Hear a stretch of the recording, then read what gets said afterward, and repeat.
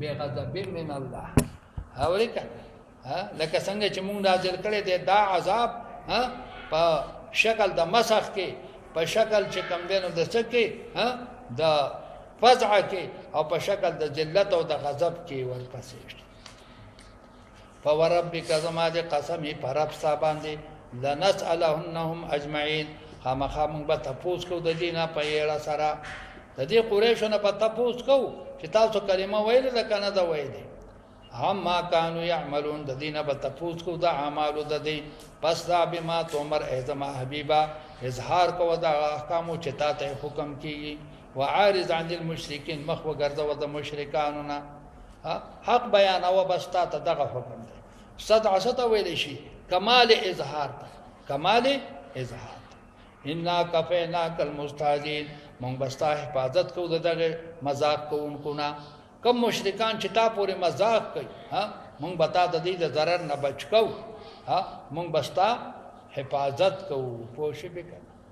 وایي دغه مستهزئین څوک وو خیال کې راغله دا 15 سردارانو د قریشو چې دوی به په نبي علیه السلام پورې مذاق او استهزاء کوو او په دې باندې د جبريل علیه السلام انتقام پراغی دغه 15 کسان یو عاص ابن وائل بل اسود ابن مطلب عاص ابن وائل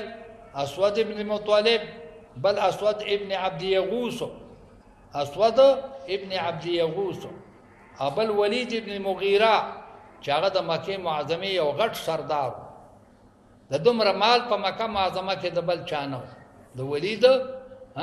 لکه آیات کریمه کې الله فرمایي لولا انزل هذا القرآن على رجل من القريتين عظيم په یو غټ مالدار باندې ولې دا قرآن پاک نه نازلې ده نا غټ مالدار څوک یو ولید ابن مغیره او بل عبد یالیل څوک عبد یالیل د طائف د طائف عبد یالیل او د مکه معظمه ولید ابن مغیره دا ډیر مالدار پوه شئ وی هغه زمانہ کې د باغونه چې وو د ولید ابن مغیره طائف ته رسیدلو د مکه معظمه نه طائف ته رسیدل چې 50 کیلومتره فاصله ده پوه شئ د باغونه دومره خواره شو په دې ځمکه او ندا 15 کسان دي چې د دې په نبی علیہ السلام استهزاء کوله یو دغه عاص ابن وائل بل اسود ابن مطلب او بل اسود ابن عبد یغوس بل ولید ابن مغیره او بل حارث ابن طلاله حارث ابن طلاله دا 15 کسان وی جبريل علیہ السلام دا 15 ورته په بد نظر ورته وکتل دیو پخپه کې چې کم دینو دغه راور خطه دانه راو خطله پاغه باندې مردار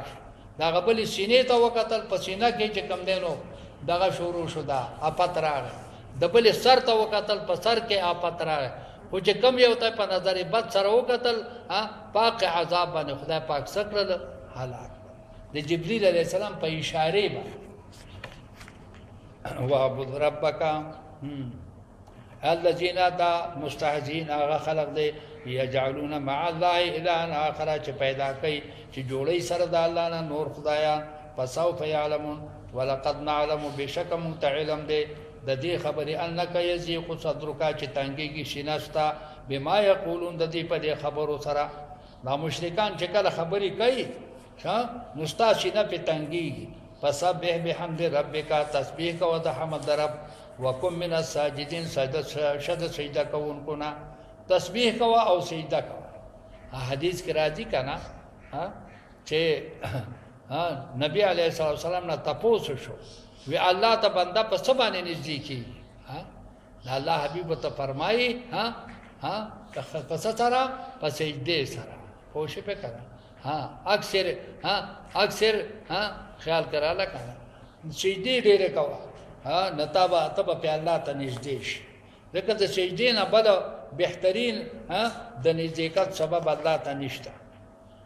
وعبد ربک عبادت کو د رب پر حتا یاتی کل یقین حتا چې راشي تا ته یقین د یقین نه مراد څه دی مرګ دی څه دی مرګ کوشش وکړه عبادت کو د رب پر حتا چې تا ته سره شي یقین راشي خیال کرا لکه دا ځینې برګانی کنه او وی بې زبس رسیدلې مخه زما نور منځونو ته حاجت نشته ده دلته کې یو صاحب راغلو پوښې په هغه با وی بې دا زپ 15 ملټه کې دنه مدینه ته یې به تزم آلته منځ کوم پوښې په کله بې په 15 ملټه کې بیت الله شریف ته زم پوښې په کنه آلته منځ کوم د مانزه لپاره به دا حیله کولی پوښې په کنه نو الله فرمایي چې عبادت درب کوا تر څه تر وفات پورې تر څه پورې تر وفات